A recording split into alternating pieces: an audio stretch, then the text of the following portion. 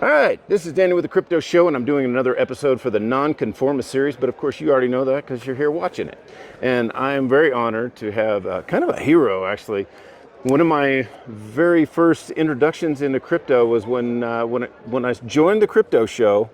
The very first episode that we had down in the basement of that anarchist bookstore, there was you and Cody Wilson, Peter Todd, Michael Goldstein, Justice Ranveer, all of these guys, plus the rest of the Crypto Show crew. And I'm like, what the hell's going on? Who's this guy from Wired magazine?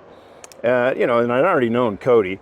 So then I heard the whole story about you guys are just like running all over the country. I don't even know what it was that you were running from in the car, and you got Greenberg following you.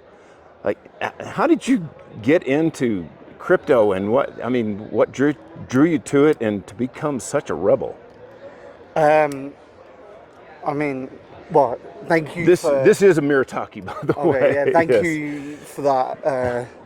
You speak very highly of me. I'm not anyone, different. But yeah, why did I get into crypto? Or you mean like? You're political. Yeah, you were running these squats, and you were doing all kinds of things not because you thought you were going to get rich from the crypto, but you seen it as a tool of rebellion. Yeah, I know.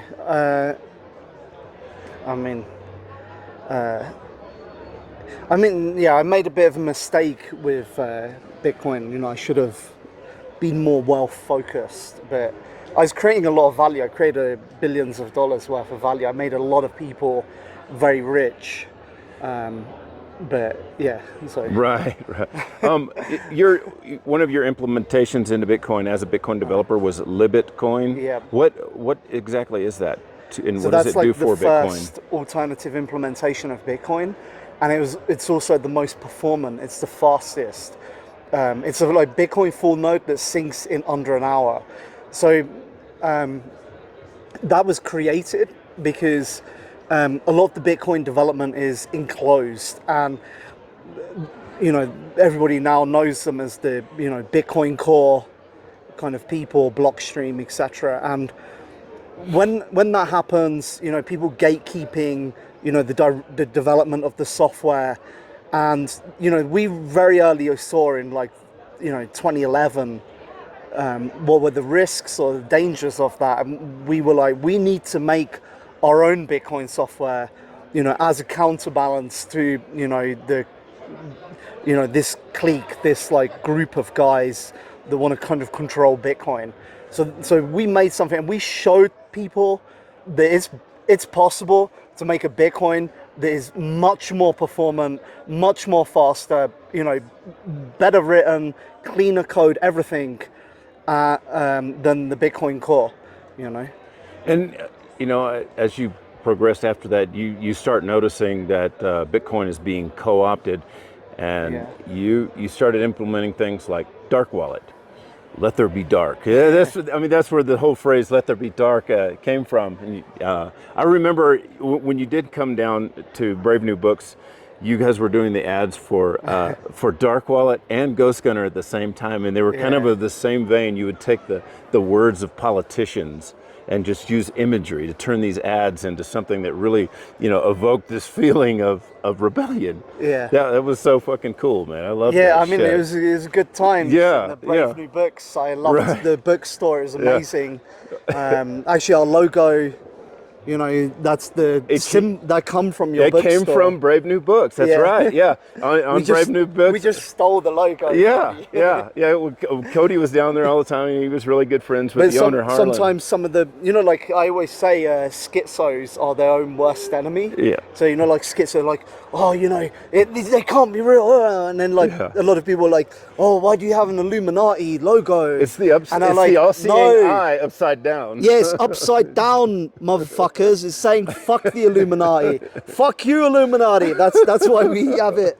You see, it's people power to the people. You see the eyes in the middle. So fun times. And in that rebellion, we had you on over Skype and stuff over several years, And after we had moved from Brave New Books, we went to Cody's shop, and we used to broadcast from Defense Distributed. And we had you on this one time, and you were on your phone, and you were in Spain, you were running it, and they were chasing you because you were wanted as a terrorist or something, but you were actually fighting terrorists.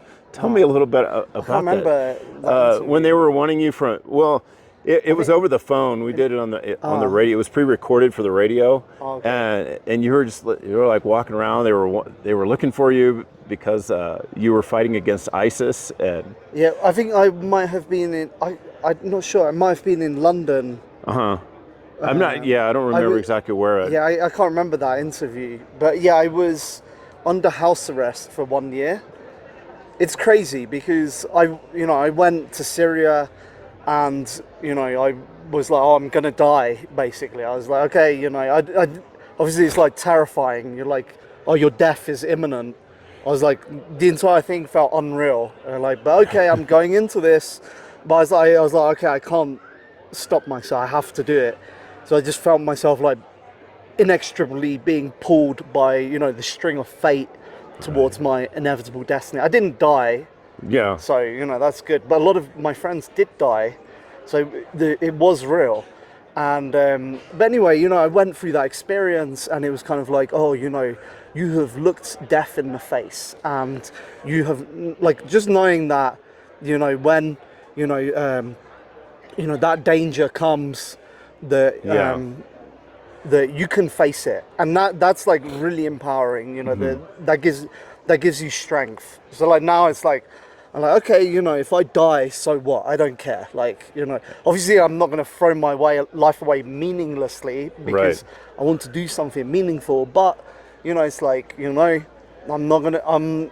If it has to happen, it has to happen. But so that's something. And the group you were fighting for or fighting with was what was the name of the YPG, the Kurdish people in North Syria, which is a US ally, strangely enough. But anyway, I came back from fighting ISIS. I thought I was on the front line 3.5 months. Wow. So it's not like a huge period of time. Yeah. But I did a tour of service. But I actually spent most of my time working in the society, in the administration, on like civil You projects. helped them on technological levels and stuff. For example, more. You were more useful as a technological fighter than you were with a gun. Yeah. Yeah. Exactly. But that's still important. Yeah, and I kind of like. I even wasn't even sure what I was going to do there, but I went there and I did do something, and I became fluent in Kurdish, and I spent a long time, and I learned. I have like a lot of contacts there. So, I came back to England, and I thought, because I have a lot of American friends. Yeah. Some of them ex-military, etc., and they did several tours of service in Syria, and they said like, oh, when they would go back to the US, the border security would go, oh, you fought ISIS, cool man, whoa, let me shake your hand. But England is a fucking cucked nanny state, so obviously when I went back to England, they were like, oh, you had a gun. Like, that's very bad. We're gonna have to book you, mister. I was in my head, ridiculous. I was like, oh, the Queen will come and give me a, knight me, right? Yeah. Instead, they were like, no. They were like, oh, because you held a gun, that's bad. And we have to investigate you for terrorism. So I spent a year. Even when you arrived here in Mexico, you're going through the same thing. Yeah, it happens in a lot of countries, but I don't know what that is connected to. It might not be related to Syria. It might be related to like cryptocurrency, DarkFi kind of stuff. I'm quite vocal. Right. Yeah. They did ask. For people that don't know, he's referring to that I came now to Mexico, and I was detained over 10 hours. They brought out a file on me. They have a special file on me. And, at one point in the questioning, they go to me, have you ever been involved in anti-governmental activity? And my, the real answer is, I said, oh, no, nothing like that, of course. Oh, no, sorry. But what, my real answer is like, yes, every fiber of my being is devoted to, overthrowing the government. But I'm not going to say that. Like, Yeah, right. So but now it's recorded. yeah, yeah. But to be But honest, like uh, they're going to go, oh, but Mr. Talkie, with you all now of said this on, with all of but the whatever. disruption in the Middle East, and most of it from the U.S. military, do Crazy you stuff. kind of see this as this disruption being a way of using immigration to kind of as a weaponization against other countries? Because Yeah. you see everybody's leaving from Syria, going to London, and it's just disrupting all of these different places around Europe. Yeah, And yeah. we're having the same thing in the US. Yeah. The way that everybody's coming from South America, and they're just pawns. And I do a lot of recording of immigrants. I can go a lot into this, and I mean, I'm not against like any one immigrant, Oh, they're no, going, me like, either. but it is a phenomena like that we have to examine, and I know a lot of Syrians, and I mean, like years ago, I remember when I was like years ago in like Iran, and I was talking to like an Iranian guy, and he was like, oh, I want to go live in London because it's so beautiful there. And I was like, what? Have you been to London? Right. For me, it's like an absolute shithole. But he was like, no. But I watch BBC News, and I was just like, whoa. And then he started telling me that he was like, oh, the Iranian girls, they're like absolute sluts. I want to get an English girl. I was like, bro, like You got to be kidding. yeah, just no clue Yeah. whatsoever. Like, it's like, I was like, what? Yeah. But he's like, oh, they're not good, and then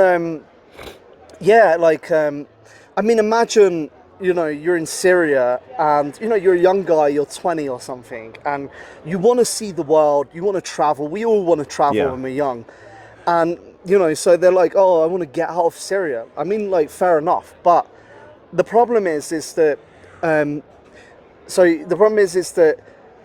imagine, so like, for example, I have a Syrian dev in our team, and he said to me one time, he was like, oh, I'm thinking of going to live in Europe. And I was like, bro, like, do you know what's happening in Europe? Like, have you read the news? Like, and he's like, no, not really. And I was like, and he was like, oh, but I talked with my family, and they said, oh, it's banging, like, come to this ghetto in Germany. And I was like, but do you really want to like raise your family like in a ghetto, shut off from society? And I was like, and then I said to him, I was like, look, to be honest, I think Europe is like a backward shithole. And if I could go anywhere in the world, I'd probably, like, starting from scratch, I'd probably go to like Asia or Singapore, somewhere up and coming, not like fucking Europe, which is like on the decline and has no future. But he was like, no, it's not an option. And the reason why is because, people don't understand, but people in the Middle East, they're very different to people in the West. Like, in the West, my family, my sisters, etc., my mum, we all live in different countries. We're all really spread out. We're all like individuals, hustling, etc. We've got like things going on. But people in the Middle East are not like that. They're really rooted, like extremely like deep bonds. And the idea of just like being separated from your family is like, it's like, or your community is like unimaginable. Like, they just can't imagine existing without having, like some like familial community kind of bonds. And so he was like to me, he's like, well, it's not an option for me to go anywhere in the world. The only option is either Syria or Germany, because all of his family is already in Germany. And the reason they're there is because Western governments have heavily incentivized them to already build like, a kind of unit where, people are encouraged to kind of come over. And, imagine you're like a young guy in Syria, as I said, like, you want to travel, and, all of your friends have left. Everybody has left from the country, like all the young people, etc. And you're like, oh, well, there's no future here for me. There's like nothing going on. Like, everybody's gone. And so then you leave. But who is the people that stay behind? Like the women, the old people. Right. And so you've just taken all the working class, young men, Yeah. brought them to another country, and that's not helping that country. How can that country develop if you've taken all their labor force out? The second thing people don't realize, Syria is not a real country. It's a fake country that was invented by France. If you look at the map, the border is literally straight lines that cuts through several different nations. You've got like Sunni nation, Druze nation. People don't realize because, for example, in Europe you have France, but France, that had hundreds of years where they eliminated all other nations. Like, for example, 40% of France used to speak Occitan 100 years ago. And that was systematically eliminated by the French state in order to unify the country into a unit. This is what the nation state, which is an extremely insidious political construct, has done. It's like destroyed community, destroyed society. And Syria was like, the Western or like nation state imported to like an extremely different like situation where people have these like, there's all these like ancient religions, like old body. It was like, bam, we're gonna make a nation state, and we're gonna like, we're not even gonna consider. We're just because the French and English, when they designed Iraq, they were like, oh, you have this bit and you have this bit, and they did that all over Africa. And so you've just imported this nation state, bam, and that's where all this conflict and violence comes from, because you've literally split like different nations across different boundaries. And so when people bring Syrians into Europe, they're not the same. Syrians, there's no, you've got Syrians which are Kurdish from the north. Right. They're very progressive. They have very kind of like Western kind of values. You've got the Sunni people. They're really religious. You've got the Druze. There's some kind of other, ancient paganistic religion. Yeah. You've got like the Syrian in the south, etc. They're all really different, and so but we don't make this distinction about what the values in our society. Partly because society used to have morality, used to have politics, but the state as a system has systematically tried to eliminate that from society in order to be able to like rule it or dominate it. And so there is no concept of like, these are the values that we stand for. But even like if we go back and we really think about like what is Western values, we're not thinking like, when we bring these people, like how do they complement. So I'll give you a good example of this is, I went to some like leftist like dinner, like some leftist kind of community center where they're having a dinner, and I was with another friend of mine, and I was talking with him about Syria, and some other guy, like a guy with pink hair, overheard me, and he goes, Ahmed was in Syria, and it's this dude that's living with them, and he goes, Ahmed, come here, and I was already getting a bit nervous, because I was like, I don't know who this guy, and he brings it into, he goes, Ahmed was with the anarchists in Syria, and I was like, oh really, and I was like, oh, you mean you were with the YPG? He goes, no, I fucking hate the YPG. I was like, oh, where are you from? And he goes, oh, Hasaka. And I was like, immediate red flag. That's ISIS territory. Right. And then like after questioning, I was like, holy fuck. They have brought an ISIS guy into their place, living with them. And he's like, oh yeah, I'm an anarchist. Oh god. And I was already like getting a bit scared because, and he goes, oh, what do you mean you were in Syria? And I was like, oh, no. I was like, I tried to not say anything because if he knew, he might freak out and like try to stab me up or something. Wow. But I was already like kind of looking where's the exits to get out of this.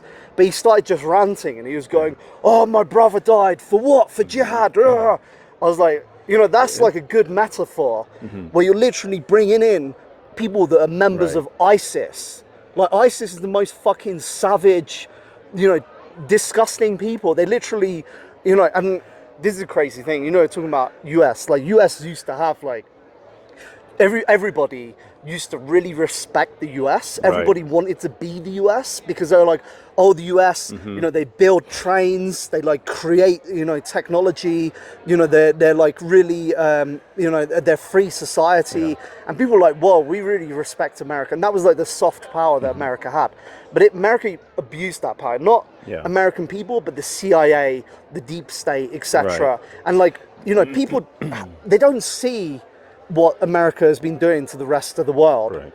But now people see it as like happening in their own country, and they're going off. This is fucked up. Yeah. But America's been doing it for a long time elsewhere, and that's why like everyone's like, oh, you know, they will literally make a deal with you one day, and then the next day, you know, like somebody will offer them like a couple dollars more, and they will literally just stab Right. you. They were like, oh, I'm done with him. I'm gonna go with him. Here's- And there's no like, oh, you know, well maybe this guy, he's more aligned in terms of what we stand for. And they literally did this deliberately, like literally rigging wars, because then they were like, oh, if both sides kill each other, this is what happened in the Iran-Iraq war, where literally like, you know, fucking massive amount of people died, and it was literally just a meat grinder, because they were like, oh, they're killing it. And they literally supplied weapons to both sides. That was the Iran-Contra scandal. So, yeah. you know, like people don't understand. But so ISIS, how did ISIS start? Was because America literally took all the Islamists and put them like in jails, like mass detention centers. And the Islamists, like later, you know, they said, oh, you know, that was like a great experience. They had such a great time, you know, being in the jail, because they were all like together, and they would like pray together, and then it was like really good networking event, and they said it was like amazing. Oh my God. And then like literally America took these Islamists out of jail, and they like gave them guns, they gave them arms, and they just shipped them to Syria. They were like, oh yeah, go fight the Syrian government. They literally shipped them to Syria to destabilize the government, to overthrow the government. And that's how ISIS started. And ISIS, like literally, they would have lines of people. There's like videos where there's like, you know, tens of thousands of people, and they're just in lines, and they're just like a dude like non-stop all day long, you know, brings a guy, they're next to a river, he brings a guy, you know, chucks him in the river, chucks him in the river, chucks him in the river, just doing that like all day long, just like shooting people in the head. And then they like captured, like they genocided all the men, and they captured all the women, the Yazidi women, and they took them as sex slaves. And like many of them, like, you know, they committed suicide, like jumped off cliffs and stuff. And then they would just like pass them along, like young girls, etc. There's like one story I read of a woman who was a sex slave that escaped out, and she said that her captor was a Saudi guy who he also had an 8-year-old girl, and she was like bleeding, and she started to really smell bad, and the woman said to him, look, you know, she's like, you need to ease up on her, you know, because he was having sex with her, and that's why she was bleeding. Right. And he goes, oh, nonsense, she loves having sex. Like, so it's really fucking savage. And America like created that, essentially. It's like, and it was just so pointless. It was like for nothing. To me, if you think my perception of this immigration issue, like I started with, is correct, I see that they went in and just caused all this disruption, bombing Aleppo and all this, causing immigration to go into Europe, so that it would disrupt Europe, and that they could create more authoritarian control over the people by just making chaos, so that people would welcome more rules and more rules. And we're having the same thing right now in the US, where they're just making these invitations. Hey, if you come from Venezuela, we're going to give you a hotel, we're going to give you money, we're going to just come on across. It's the same thing. And they knowingly are doing this, knowing that somebody's going to come back in 4 years, and they're going to turn it back around. And all of those people who walked from Venezuela all the way to here in Mexico City to then jump on a train and go to the border and then make their way to wherever in the US are all pawns. They're going to be kicked out. Yeah, there's also like an accelerationist, racialist elite who are like, oh, we need to accelerate it because it will like, we can use that to like radicalize people into like white nationalism. Right. They're just, but it's this whole thing of disruption, so that they can create chaos, so that the people in these countries will just welcome more authoritarian. I've also heard that, you know, they're doing it as well because they just want to kind of liquidate society completely, which makes it the kind of power brokers able to rule people easier. But yeah, but it's like a process that's been going on for a long time, and obviously immigration is like the final stage of that process, which is about like liquidating the people's right to like self-govern and to like have like like an identity. And so this is like our job is to like restore that social fabric and like restore the power that people have.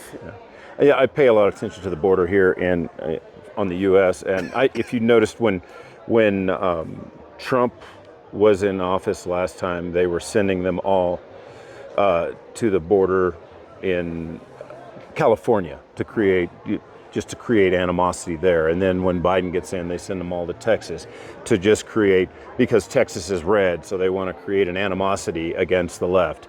So basically, they were using immigration as a pawn. Yeah, I grew up in the southeast of England, and it's like a very traditional old town, and I saw myself like how the town completely changed. So they literally built like a high-speed railway line, and all these Londoners moved in, and it completely like transformed everything. So like they started like all these massive building developments, all the old like little shops, diners, coffee shops, all shut down and replaced by like Starbucks and like like commercial I don't know, like banks and stuff like that. Gentrifying Yeah, everything. massive gentrification. And when I was younger, I was growing up, there were all these like green areas which they literally like just they cut down. They just like concreted they like sanitized everything.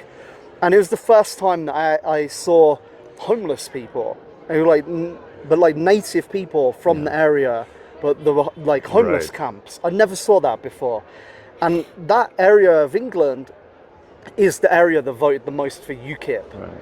And then like London is like this like it's like completely separate from the rest of England. And a lot of them, they don't have to, like, they're like, these like liberal people that, they don't really face the reality that most people are like going through in the rest of the country. Right. And they kind of like, a lot of them are also like, rich as well. And they like kind of finger wag at the working class. They go like, oh, you're racist. And it's like, well, no, they're not racist. I literally went to school with these people, but they're literally like, they're literally being exploited by an elite that like despises them, that like really looks down upon them, that sees them, and it's like part of this like mentality that exists in England of like the elite class, and but England is like, unfortunately, like I mean, it has like a very strong freedom movement, with the sovereign citizen on the land and people doing like agriculture and stuff, but then as well, like there is a very slavish tendency in England where, like, as I said, I went to Syria, I fought against ISIS, which there's something strange there, because of the people that returned from Syria, the ex-ISIS people, only 3% were prosecuted, whereas the ex-YPG, which is, allied with the US, which is fighting against ISIS, 23% of them were prosecuted. Huh. So why are they not prosecuting the ISIS people? Like, maybe they're intelligence assets. Probably they need them for another disruption later. I mean, I saw an article which said like, we need for the young Muslims in the country, we need to make a de-radicalization program. And they said, we're going to give them jobs, like supermarket, etc. I'm like, what? So like, and it's like this liberal thing where they're like, Abu al-Shistani, like a veteran of like, Afghan and Chechen wars, expert in like guerrilla warfare and Sharia law. If you just give him a piece of bread, they don't realize they're like actual ideological warriors. Like, I'm not too, like. Yeah. Okay, like, this is crazy as well. Like, I was part of Occupy London. There was Occupy Wall Street. We had Occupy London, and that was like a protest movement to, like against like the financial capture of the nation, like what we see happening now. And there was, in that movement, a group of young Muslims, like Muslim activist kind of guys, and one of those guys, he ended up joining ISIS. And there was this famous picture of this guy cutting the journalist's head off, Oh yeah, dressed in black, right. and the journalist in the orange jumpsuit. Yeah, I remember that. There's like a group of people called the Beatles. I think it was like 5 of them or 4 of them. Right. He was one of those members. So there was a guy in Occupy that I knew that joined ISIS and was executing journalists. Crazy, huh? Wow. And I joined to fight, and I fought against ISIS. So so the thing is like, why do you go to join ISIS? Like, same reason I went to Syria to join that. Right. Imagine, like, the West, it's like desacralized. It's like lost all sense of magic, meaning, purpose. Like, essentially, that's what we're grappling with. Like, it's like a existential crisis in the West. And you're like, oh, they're making an Islamic caliphate. I get to go and be a soldier of God, of Allah, and like, that's why you go to a desert in Syria and you pick up a gun and you fight. Like, and people think they're like, I was watching, they had like, the head of the Muslim Council of Britain, and it was like some woman, she didn't have a headscarf, so she was just like some liberal Muslim woman, and she was going, oh, they're brainwashed, they're confused. It was like, no, to be honest, she's the one that's brainwashed. Yeah. The guys who go to join ISIS, they're not brainwashed. They understand exactly what they're doing. There was like a video, I was talking about the Beatles. There was a few years back, like a video that was leaked of an internal meeting that they were having in Raqqa, in Syria, like where they were discussing plans, to make terrorist attacks in the West. And everybody was kind of shocked because they were like, oh, they're having this discussion. They're having a very rational discussion. They're like discussing plans. They're like planning out. They're like doing it in a very methodical, it's professional way. Yeah. And it's like, yeah, of course. Like, ISIS literally took over, like, half of Syria and half of Iraq. It's like a massive territory full of millions of people. Yeah. They like defeated like several armies that were backed by the US. Obviously, to be able to accomplish something of that magnitude, you have to be extremely smart and you have to be extremely like motivated. So that's they're just people like, so now the ISIS fighters coming back and the UK government's like, maybe they don't have a bit of money, let's give them a job in the supermarket. Oh yeah, that's gonna stop the soldier of Allah, or give them a job in the supermarket. And like a lot of the people that went to join ISIS, engineers, doctors, like, famous people like rappers, etc. Really educated people, smart people. So people don't realize that, and the foreigners, there was a lot of them. There was like 30,000 of them. And, that was part of why ISIS was so strong. They literally made a call. So, why did I go to Syria? Literally, there was a revolution, libertarian revolution, and I wanted to be a part of that, and I wanted to go build that dream. Yeah. Same reason why a guy goes to join ISIS. We have a different ideology, we do, different way of seeing the world, but fundamentally the motivation is the same. So, in England now we have this situation where, there's the far right, the far left, Islamists, white nationalists, etc. And the country is extremely polarized. And the government has no solution to handle that. And that's why it's like resorting to extreme authoritarianism. There is no project to like restore, some kind of social fabric. Like, it used to be Christianity in the West, and some people are like, who are like neo-trad Christians are like, oh, we need to bring back. To be honest, like, my opinion on that, and people might disagree, is that, Christianity, it's like, it's like, I don't think I just don't. People, you hear people go like, oh, I'm a cultural Christian, and I think Christianity's been deconstructed so much that it's like I don't think it's possible to have everybody believe Christianity again. It's like, especially when you start looking into the early history of Christianity, and you see how the religion was co-opted by the Roman church and the original message of Jesus to force pagan ideas into Christian. The Roman concept of the logos and the early conflict with Arian and all of that. So when you know about that, then suddenly it becomes like,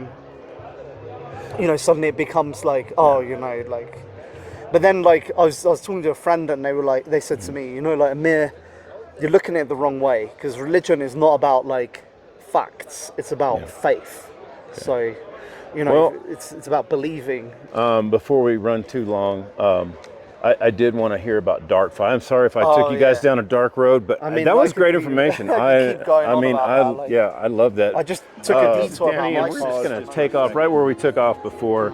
I think we kind of finished up on what we were talking about with weaponized immigration, and that's something you should really look into. But what I really wanted to talk to Amir about was DarkFi, and we never did get around to that. So let's get into that. What exactly is DarkFi, and what problem are you solving with it? It's the same way Monero is the anonymous version of Bitcoin. We're the anonymous version of Ethereum. So DarkFi is an L1 for anonymous smart contracts. So like,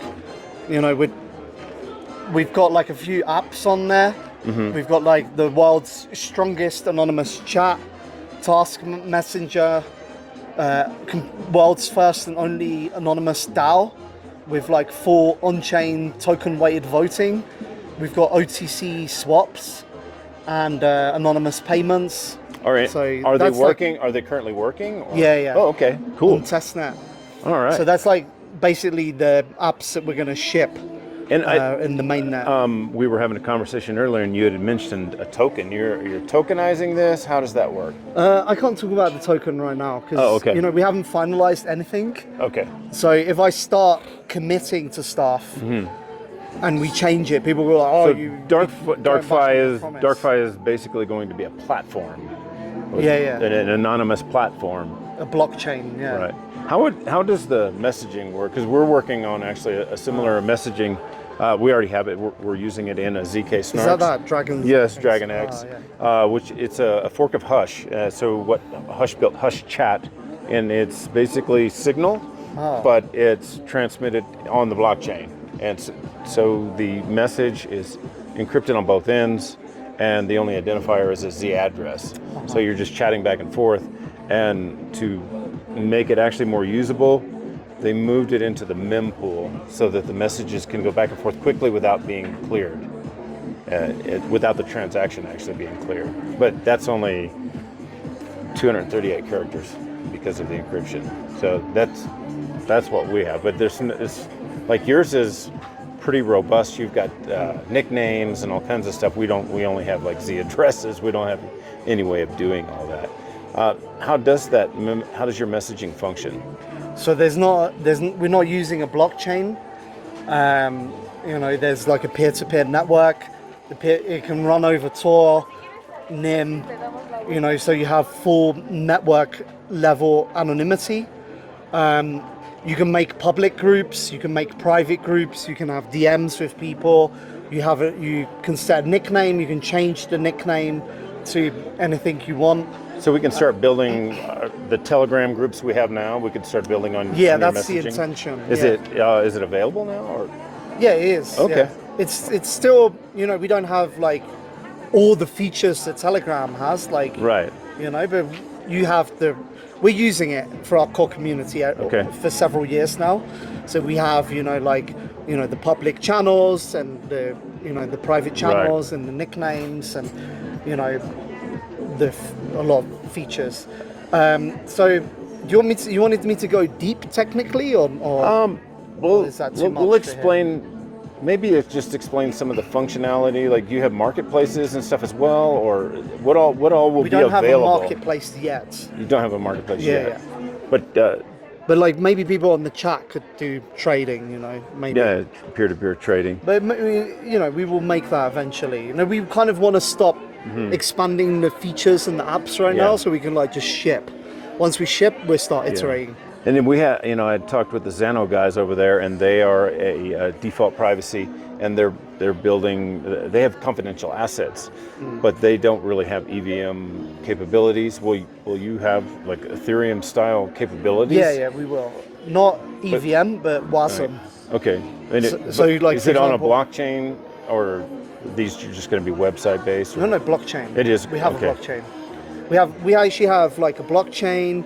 We have like a custom P2P network. We have a DHT network to share static blobs. We have like a event graph for synchronization. So we have like a lot of mechanisms for coordinating data, which is what the blockchain is essentially. Or the blockchain's for hard sequencing of data. But for example, in messaging, you don't need hard sequencing of data, but you do need consistency, which means that nodes are able to not drop messages and completely sync the store of messages they have. So we use that for our messaging. You were using Halo. I've seen Halo something 2, mention of Halo. So is this a ZK Snarks based blockchain? We have as well. So you're starting out at Halo, so you don't have to go through any of the other stuff. We're on Sapling.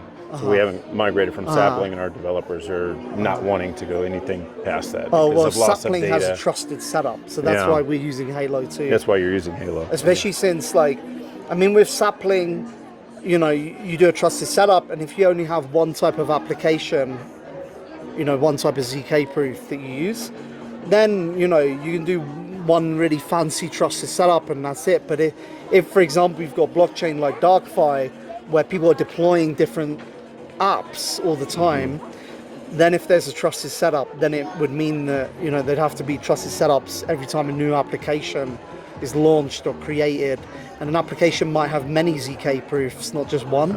So that's why for us the question of not having a trusted setup. There is a type of trusted setup. I don't want to get too much into this technical stuff anyway. Okay.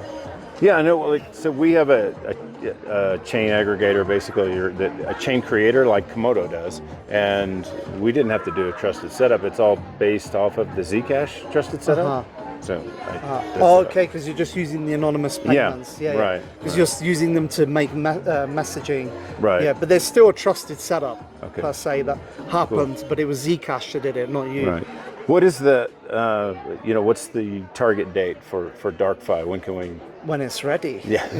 When it's ready. Join the Telegram. If you Okay, I'm in the Telegram. I get a lot of the updates and all that. I actually get notifications on it. I get the little green light. Oh dear, so. you need to mute that shit. That drives me nuts. Yeah.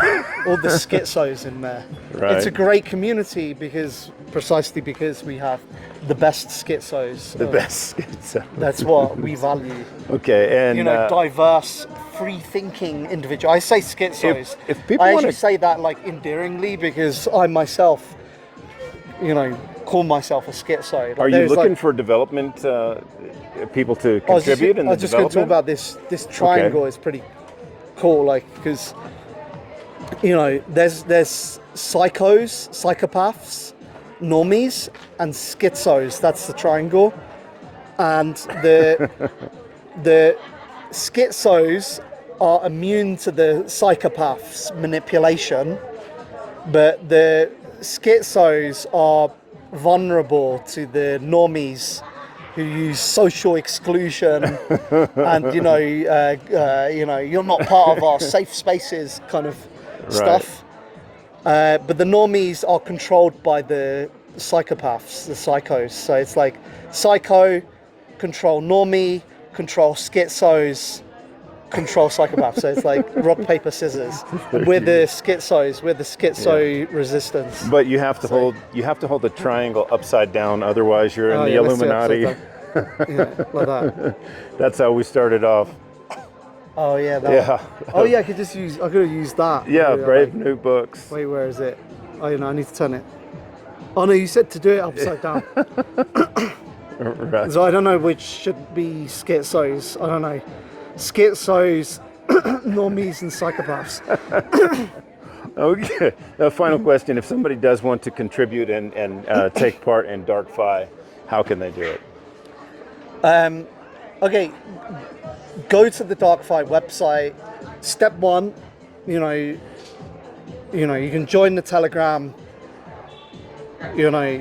Ideally you should join our DarkFi internal chat, the Dark IRC, which you can see on our website. We have a dev meeting every Monday. I think it's 3 p.m. UTC. And then go to the DarkFi documentation. It's very good, the DarkFi book. And there is a section called Contribute. And in the section, it's talking about the onboarding as a dev or to contribute to DarkFi. And there's also a section called Employment. It's about how do you get to earn money by working as a dev on DarkFi.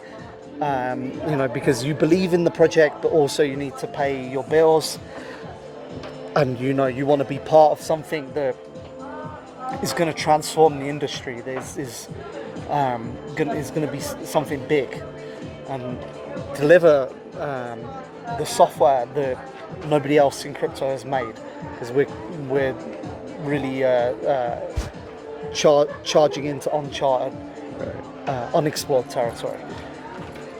For other people, right now we're kind of looking for video editors. So if there's any video editors, that's great. Hit me up. Okay. If you have other skills as well, you can send us, CV, etc. But we're mainly focused on devs and video at this moment. This is the phase of the. I know a couple. Yeah. I'll know a couple. I'll send your way. I guess the final word would be, let there be dark. Let there be dark. Yeah.